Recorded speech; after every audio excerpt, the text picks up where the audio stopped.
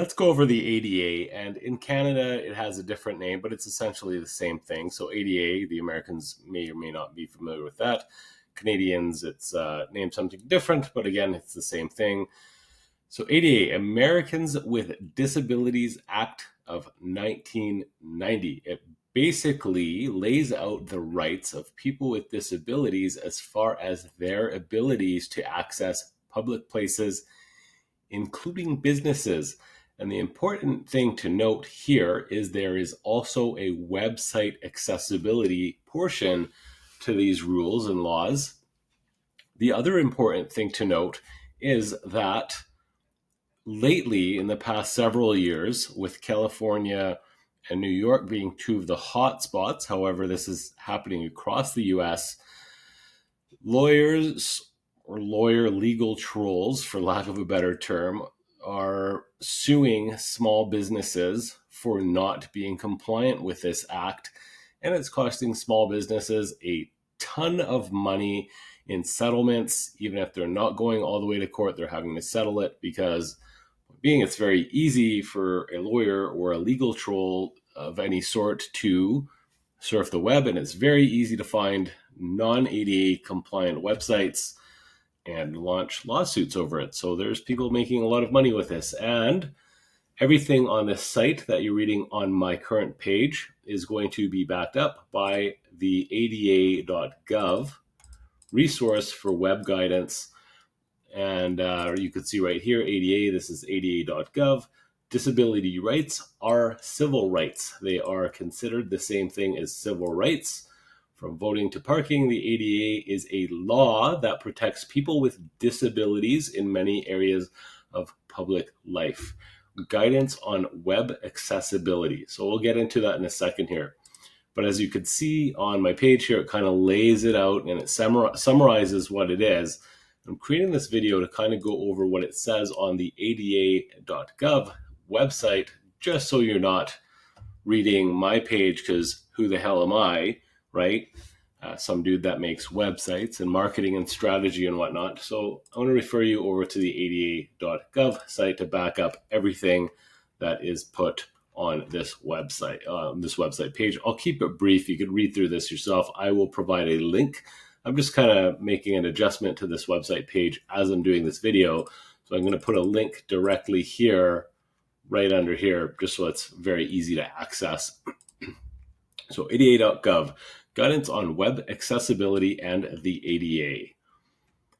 Why website accessibility matters. It's giving access to people with disabilities to business websites, essentially, and government websites and everything else. Well, you got to expand the scope of what's a disability in this context. So it lays it out here. Why does it matter? Inaccessible web content means that people with disabilities are denied equal access to information. An inaccessible website can exclude people just as much as steps at an entrance to a physical location. Ensuring web accessibility for people with disabilities is a priority for the Department of Justice.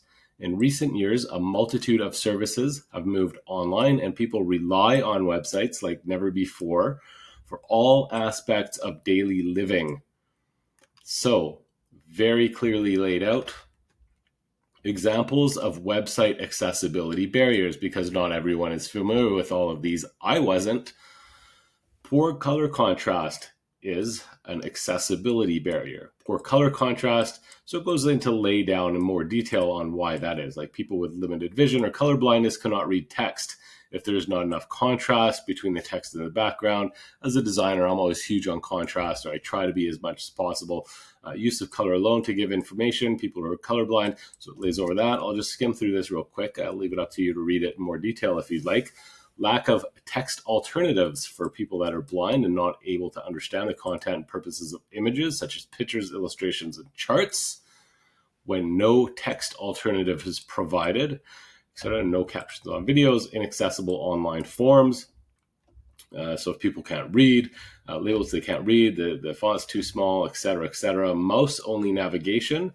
So that's what I'm doing right here with a little pointer. Mouse-only navigation. Lack of keyboard navigation. So, using the arrows on your keyboard, for example, if they can't use a mouse, then they have to do that. And if your website's not accessible, then they can't do that. When the ADA requires web content to be accessible, this part's important, right? So it goes over all this stuff. Government, state and local governments. I don't personally deal with state and local governments because that's not who my market is. So businesses that are open to the public are who I deal with.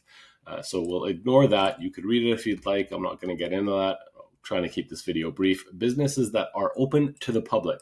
It's very broad in scope. So Title III prohibits discrimination against people with disabilities by businesses open to the public, also referred to as public accommodations under the ADA. The ADA requires that businesses open to the public provide full and equal enjoyment of their goods, services, facilities, privileges, advantages, or accommodations to people with disabilities. Businesses open to the public must take steps to provide appropriate communication aids and services, often called auxiliary aids, where necessary to make sure the effective community, et cetera, et cetera. I'll let you read through that, but here. Retail stores and other sales or retail establishments. Very, very broad in scope. So it basically means if you have a storefront that people can walk into, banks, hotels, inns, hospitals, medical, food, drink establishments, auto stores. Very broad in scope. Retail stores and other sales or retail establishments. Boom. A website with inaccessible features can limit the ability of people with disabilities access. So all the stuff we've gone over there. For these reasons, the department has consistently taken the position that the ADA's requirements apply to all the goods, services, privileges, or activities offered by public accommodations, including those offered on the web. And it's wording like this that give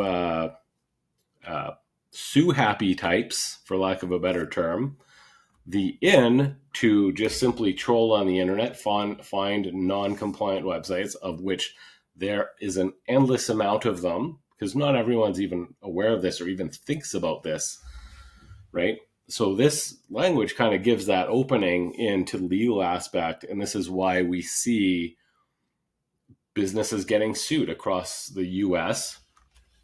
Because they're easy lawsuits, and a lot of these small businesses are having to settle out because they're taking settlements and everything else. They just want money, basically, and this is how they are doing it.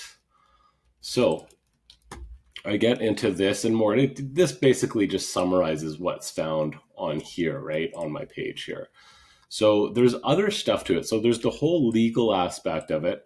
And then we start looking at website performance. And if your website is accessible, it means more people will visit. Fewer people will leave it, blah, blah, blah, etc. Some expand your customer base, some marketing speak in there, improve your reputation. Yes, absolutely.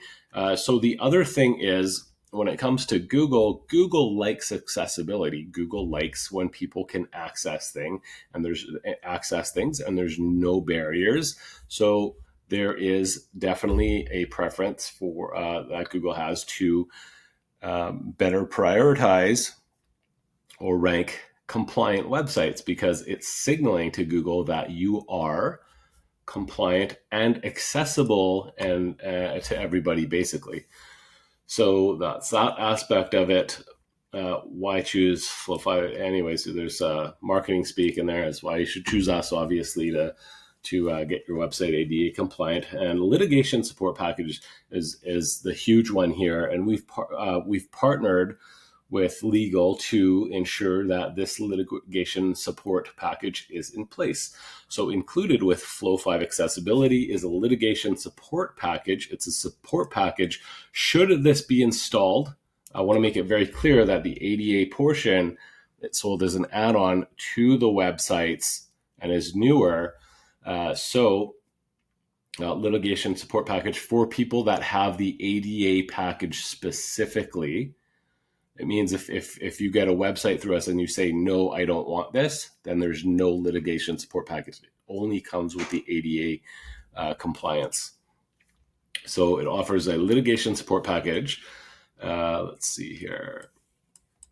So there's still, even if, so nobody's going to look at it and see I'll show you what it is first of all here.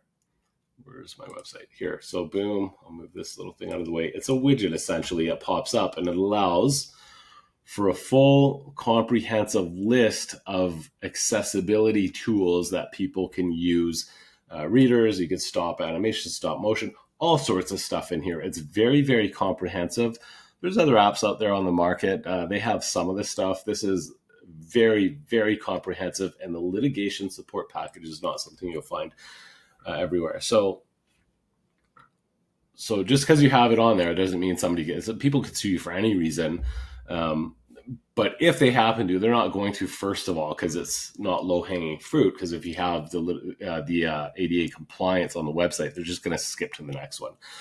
If somebody were to sue you, then you have this litigation support package, an accessibility statement, and a monthly audit reports should be more than enough to halt any claim from making progress. So there's statements and a monthly audit for every single month that gets stored. So you always have that to fall back on, saying, hey, it was audited last month. This shows that we have been ADA compliant this whole time, is basically what it is. So what is this including? It includes the following: 2 separate independent third-party audits, suggested responses for all possible case scenarios. For example, if somebody were to sue you, we offer support in responses. So we have like pre-canned responses done by lawyers that you can send them as a response to their nonsense, basically. I mean, let's call it what it is here, right? Documentation and testing, which includes line-by-line assessments and responses to each and every accessibility complaint received, and ongoing support around that. So basically it's documentation and regular audits showing that, hey, we've been ADA compliant, we have these tools in place, we get audited. This was the last audit. Here's some responses to send whoever the person is that's messing with your business, etc. So that's essentially what it is. And then, so I will put a link to the both the American and the Canadian ADA compliance right underneath here. It is available directly through us as a add-on to your website, or if you have not done a website with Flow 5, it is available as a tool. It takes me about 5 to 10 minutes to install it on your website. It's very quick to do, very painless. I just need, again, if you have not had a website done with us, then I just need your login, or I could give you the code for it that you just cut and paste into your current website, or I could do that for you. I'm very, very quick at it. And if you have had a website done through us, then I just need to go in there and pop some code in, and then it's done. It's monthly for your annual. I'll put the pricing down below here too. But that's it. I highly recommend this. I have it on my own website, obviously, for obvious reasons. I don't particularly want to get sued myself, so that's why I have it on mine. And it's going forward. I'm going to be offering it to basically anyone that wants it. Thank you so much.